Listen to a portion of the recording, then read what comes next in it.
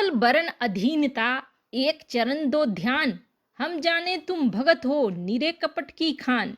बगुले की तरह एक पैर पर खड़ा होकर दो चीजों पे ध्यान लगाने वाला चीन संयुक्त राष्ट्र संघ में भारत के लिए अब बड़ी मुसीबत खड़ी कर रहा है और भारत इस चक्रव्यूह में फंस चुका है। एक तरफ है इजराइल जैसा दोस्त और दूसरी तरफ है उसका कट्टर दुश्मन और भारत को करना है फैसला। संयुक्त राष्ट्र संघ के परमानेंट मेंबर ने भारत की अब अग्नि परीक्षा लेने की सोच ली है। अब इस अग्नि परीक्षा को भारत कैसे पार करेगा? क्या दोस्त इजराइल के लिए गलत निर्णय लेगा? आखिर ऐसी कौन सी बात हो गई है? चलिए जानते हैं विस्तार से। अमेरिका में अब लगभग 20 तारीख को जो बाइडेन सत्ता में पहुंचेंगे, लेकिन इससे पहले ही इजरायली प्रधानमंत्री बेंजामिन नेतन्याहू ने कई ऐसे कदम उठाने शुरू कर दिए हैं जो सीधे सीधे फिलिस्तीन के खिलाफ है। जैसे कि वेस्ट बैंक को लेकर एक बड़ा ऐलान उन्होंने कर दिया है कि कथित तौर पर जो भी जमीन वेस्ट बैंक की उन्होंने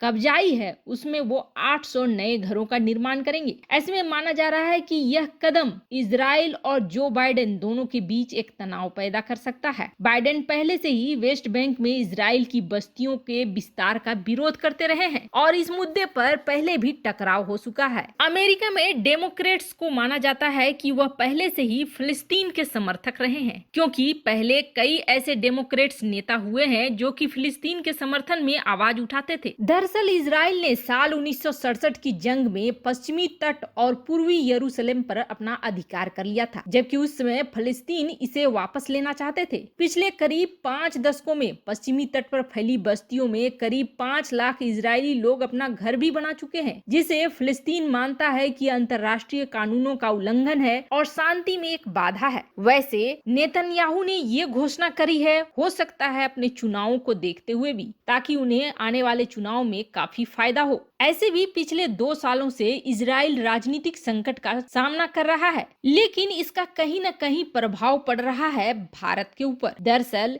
यूएनएससी में भारत 2 सालों के लिए नॉन परमानेंट मेंबर बना है। साथ ही साथ कई ऐसी कमेटियों का अध्यक्ष भी बन गया है जो कि संयुक्त राष्ट्र संघ के महत्वपूर्ण पद माने जाते हैं। हालांकि जहां चीन ने साजिश रच के एक महत्वपूर्ण कमेटी में भारत को अध्यक्ष नहीं बनने दिया, तो वहीं दूसरी तरफ 5 मेंबर ने मिलकर एक नया परीक्षा भारत के सामने रख दिया है और इस परीक्षा में एक तरफ दोस्त इजराइल खड़ा है। अगर पूरा इतिहास उलट कर देखेंगे तो आप जानेंगे नेहरू ने कभी भी इजराइल का समर्थन नहीं किया। भारत के पहले प्रधानमंत्री नेहरू को विदेश नीति के लिए जाना जाता है कि उन्होंने कभी भी इजराइल का समर्थन नहीं किया।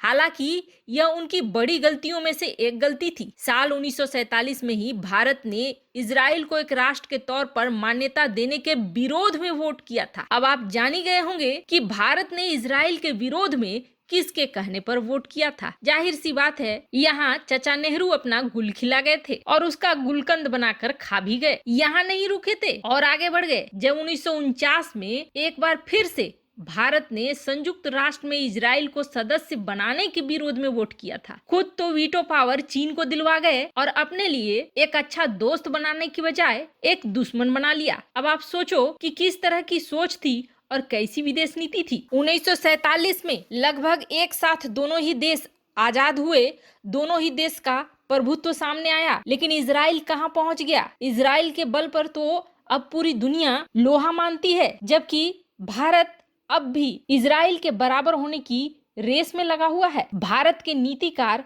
अगर अपने कोर्ट में लगे गुलाब से ज्यादा ध्यान भारत को बढ़ाने में देते तो शायद आज इजराइल के बराबर या उससे भी आगे निकल जाता भारत। लेकिन ऐसा हुआ नहीं। विदेश नीति के नाम पर ऐसा बम फूटा, ऐसा टाइम बम लगा दिया गया कि वह अब जाकर फूट रहा है। जैसे कि चीन को वीटो पावर दिलवाना, इजराइल का विरोध करना। सच कुछ लोगों को कड़वा लगेगा, लेकिन अगर खुले दिमाग से सोचेंगे और मानेंगे तो यह सबसे बड़ी सच्चाई है कि भारत और इजराइल का संबंध पिछले 5-6 सालों में ही एक नई ऊंचाई पर पहुंचा है और इसका सबसे बड़ा कारण यह है कि इजराइल के प्रधानमंत्री बेंजामिन नेतन्याहू के साथ पीएम मोदी की गहरी दोस्ती। शायद उन्हें अच्छी परख है कि किसके साथ दोस्ती करनी चाहिए और किसके साथ दुश्मनी करनी चाहिए।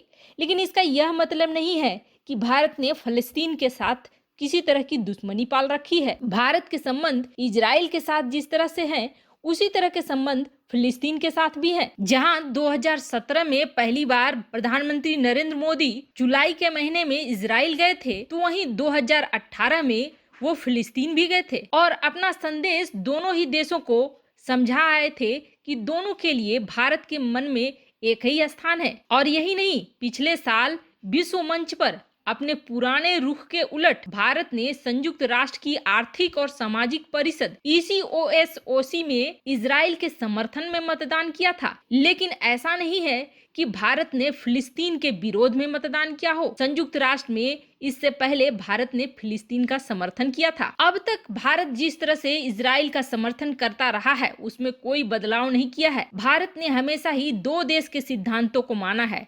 उनका कहना है कि फिलिस्तीन भी एक देश है और इजराइल भी एक देश है। जब फिलिस्तीनी राष्ट्रपति महमूद अब्बास भारत आए थे, तो पीएम मोदी ने फिलिस्तीनी चिंताओं का समर्थन किया था और मोदी ने ये कहा था कि शांतिपूर्ण इजराइल के साथ संप्रभु, स्वतंत्र और एकजुट होकर फिलिस्तीन भी होना चाहिए। पीएम मोदी ने अपने व्यक्तिगत संबंधों से भारत के कई देशों के साथ रिश्ते काफी अच्छे करे हैं और विश्व में भारत को एक सम्मान की दृष्टि से देखा जाता है। और विदेश मंत्री एस जयशंकर के आने के बाद भारत कई बड़े बड़े मुद्दों पर एक बड़ा प्लेयर भी बन गया है और भारत का रुख अब काफी कुछ बदलता जा रहा है।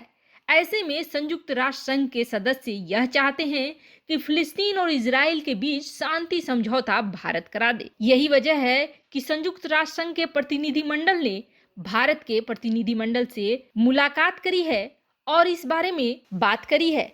अब भारत को देखना होगा कि भारत इस मुद्दे पर किस तरह से बीच का रास्ता निकाल सकता है और कैसे बिना दोनों देशों को आहत किए अपनी प्रतिष्ठा को भी UN में बचा सकता है। हालांकि भारत ने अभी तक अपना रुख साफ नहीं किया है, लेकिन पिछले रिश्तों को देखते हुए यही माना जा रहा है कि भारत दोनों के बीच शांति स्थापित करने में महत्वपूर्ण भूमिका निभा सकता है। वैसे आपको क्या लगता है, क्या भारत दोनों के बीच शांति समझौता करवा पाएगा? कमेंट कर अपनी राय जरूर बताएं। जल्द मिलते हैं अगले वीडियो में नई खबर के साथ।